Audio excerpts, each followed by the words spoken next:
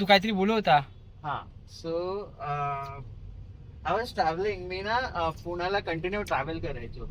सकाळी सकाळी मी लवकर निघायचो आणि युजली रिटर्न असायचं. तर मी सकाळी एक दिवस सकाळी ऑटो पकडला आपल्या शामनगर वरून एअरपोर्ट साठी.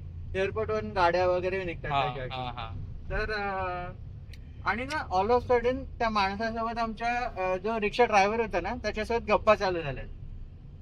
अँड सडनली मी ना काहीतरी कवटी वगैरे अशी रिक्षामध्ये बघितली वरती. तर मी त्याला सहज विचारलं हे काय आहे.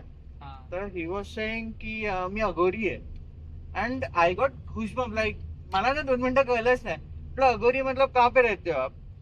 तो बोलतो भैया मैं तो शमशान में रहता हूँ. हम लोग को रोजी रोटी चले मतलब महीने भर का खाने के लिए वगैरह इतना निकले उतना रिक्शा चलाते हैं. 500-1000 रुपए निकल जाते हैं. उसके बाद हम शमशान में निकल जाते हैं और शमशान में फिर हम लोग लाइक महीना जितना दिन हम लोग को रहना है 15 दिन महीना भर हम लोग शमशान में रहते हैं. And I got goosebumps. हायवेला लेफ्ट टर्न मारला. त्याला म्हटलं भैया गाडी यहाँ पे छोड़ दो. मी खाली उतरलो. त्याच्याकडे सुट्टे पैसे नव्हते. 11 रुपये काहीतरी होते मिनिमम. मी त्याला 20 रुपये दिले. त्याच्यावर सुट्टे पैसे पण घेतले नाहीत. बॅग घेऊन खाली उतरलो गपचूप. It was like scary. Than me निघता निघता त्याच्या ऑटोमध्ये पाहिलं ना खरेच कवटी ते काही बाहुली वगैरे काय काय लावलेलं होतं.